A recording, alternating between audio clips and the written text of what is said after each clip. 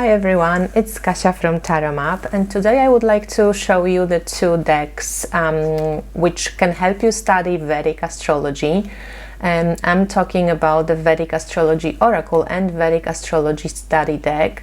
They have been created by Julianne Victoria, and these are the backs.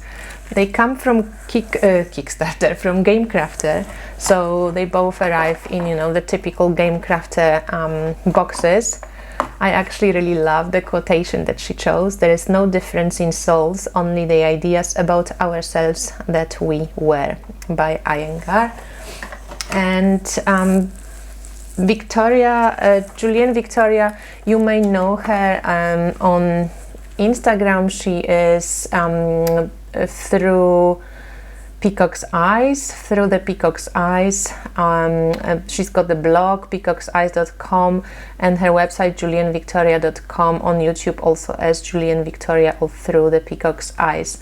She is part of our tarot community, so it's always lovely to support someone whom we know and follow, on social media. So she has produced these two decks and wrote a companion book that can be purchased separately. The decks come only with like a little white book, both with the same book, which basically just describes what the decks contain. So the decks, like the Vedic Astrology Oracle and the Study deck, are sister decks, and they include the 9 planet cards, which I can show you straight away. So the Study Astrology Study deck has the planets listed up here, the name, like the Hindu name as well, and also what the planet rules, what sign does the planet rules, where it's exalted and where it's debilitated, and there is a glyph of the planet and the keywords. So that's what you get in the Astrology Study deck. In the Oracle deck, you get a little bit different background. As you can see, here is just the plain one, but in the Astrology Study deck you get a little bit more information, whereas in the Oracle you just get the glyph of the planet, the name of the planet and the Hindu name, and also just the keywords. The keywords are the same. Here we have this example, so Study deck and Oracle cards. And so the keywords expansion, knowledge, luck remain the same, but you lose that in astrological information, what Jupiter rules and where it's exalted and where it's debilitated. So all of the background kind of in the Oracle, in the planets cards, is the same. And if you know or don't know, Vedic astrology uses only 7 known planets and the South Node and North Node, but Julianne also added Uranus, Neptune and Pluto, which is very cool, and she kind of used it as Shiva, Brahma, and how did she do it? As the Shiva, Brahma and Vishnu card. So that's like God triplicity, which is really cool. So Brahma, Vishnu and Shiva: destroy, dissolve, recycle, hold, nurture, support, spark, force and the unexpected. And I like what she picked as the backgrounds for these planets. So this is from the Oracle deck, and so we've got the planet cards. If you want to study planets, if you want to know what the planets are that are being used in the charts, that's where you go for. And then the deck contains 12 zodiac signs, rashis, and she gives always the Hindu name as well. So we've got 12 signs, and in the Oracle you get the background, kind of the image of the sign, and you get the name, English name and the Indian name, and 3 keywords. And I have recorded an interview for Inspired Tarot Map with Julianne Victoria, where we talk about Vedic astrology, the differences between the Western and Vedic, and I find this interview will be very interesting for people who are interested in astrology. So I'm going to post it probably next week, so please watch. or maybe even this Wednesday. I will see.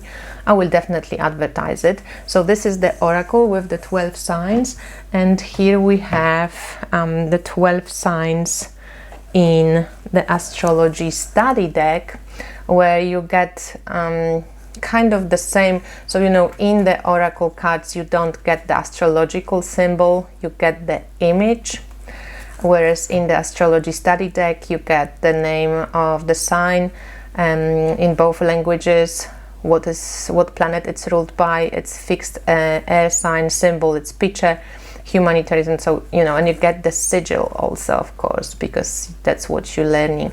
So we've got the modality and rulership added. So the astrology study deck just has more in-depth info on astrology if you want to learn, whereas the oracle obviously can be used by somebody who doesn't necessarily want to learn astrology, but can use the deck as an oracle by itself. And then we have the 12 houses, and in the oracle and in the astrology study deck, they look kind of similar. So this will be the astrology oracle, and this is the study. So we just have the name. Basically they kind of the same. The oracle has a little bit more of this, the background, but the keywords are the same, and obviously the houses are the same. And the last ones is the 27 nakshatras. Nakshatras is the kind of like aspects of the lunar cycle. So like we have the sun, and we have decans of the sun in the Western astrology. Here we also have the same for the moon. So this is the astrology study deck. And again, you get a little bit more information. So in the oracle, you get only the name of the nakshatra and the 3 keywords, whereas in the study deck you get how, what's the span of the nakshatra, what is ruled by, and what is the symbol, like elephant's tusk. So in oracle you would just get the image of it. So this is for the astrology study deck with this more in-depth info. And the oracle astrology oracle cards, I like the nakshatra images. They're simple. So you've got the Chitra nakshatra, let's say beautiful things, achievements and facades. So it's like this hidden pearl. Ashwini nakshatra is transition, stamina, soul connections.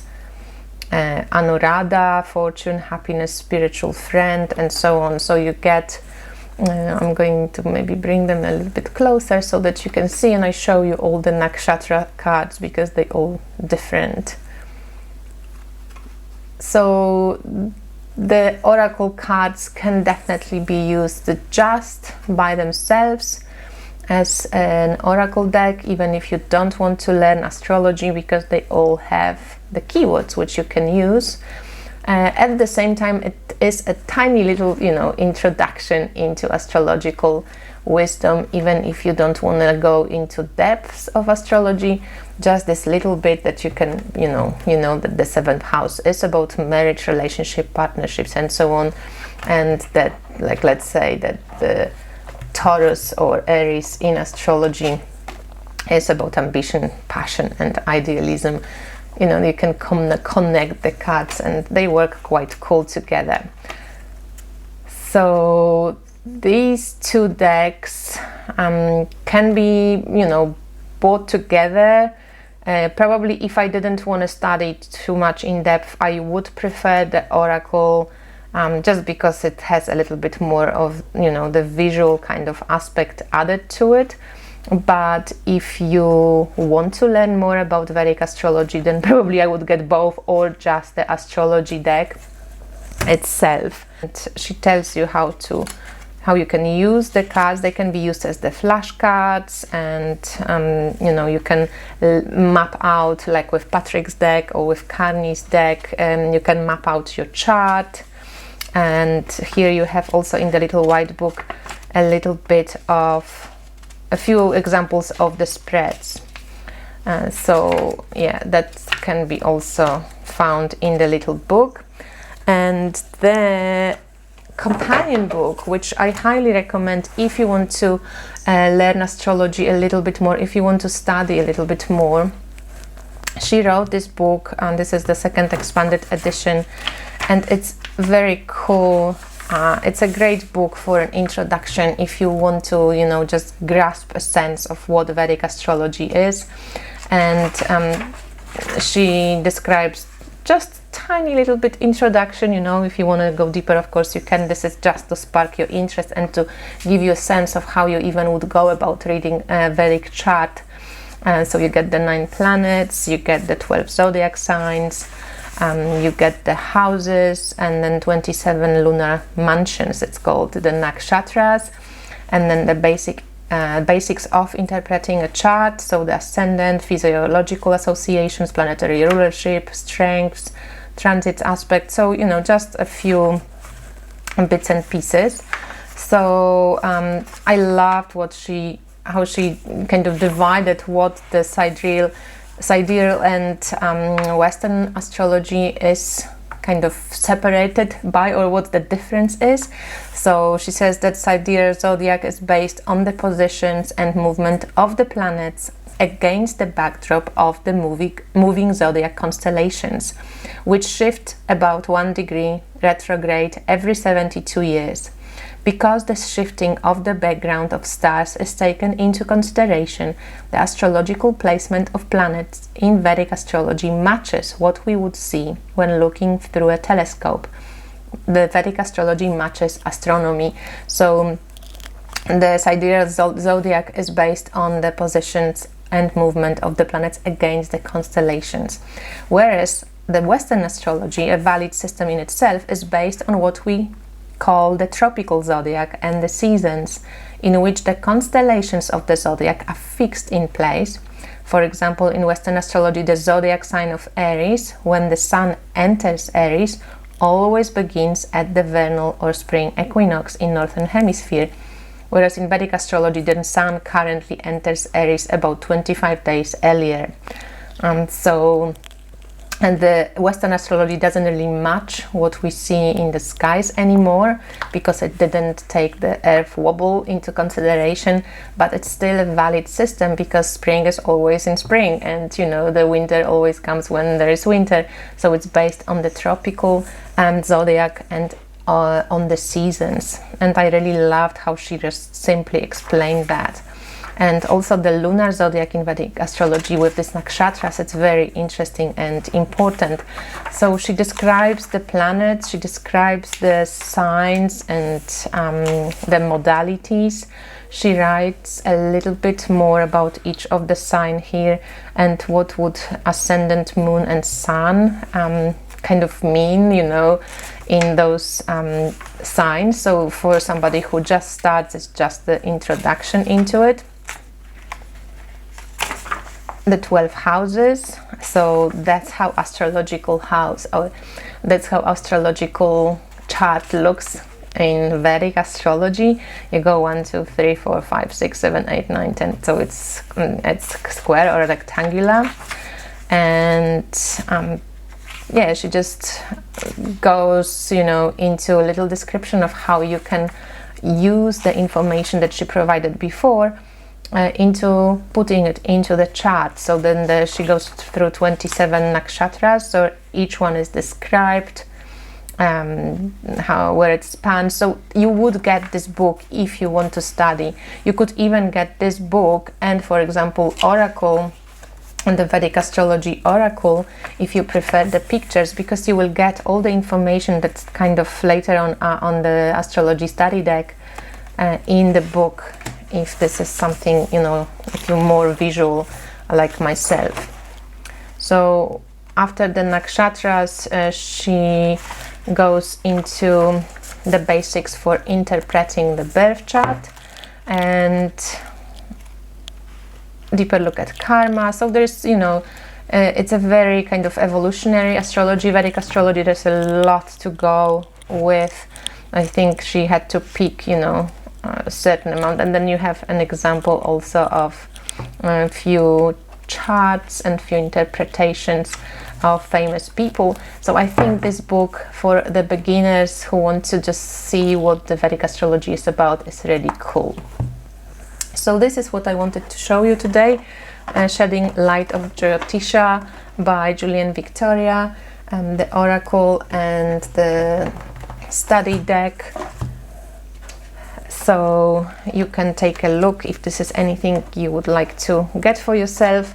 And yeah, visit Julianne Victoria. She's got great videos also on her YouTube channel, and you know, she's very active on Instagram, Facebook and YouTube. So yeah, take a look at her work and let me know what you think about the decks and what you think about the Vedic astrology. So much love, and I'll speak to you soon. Bye.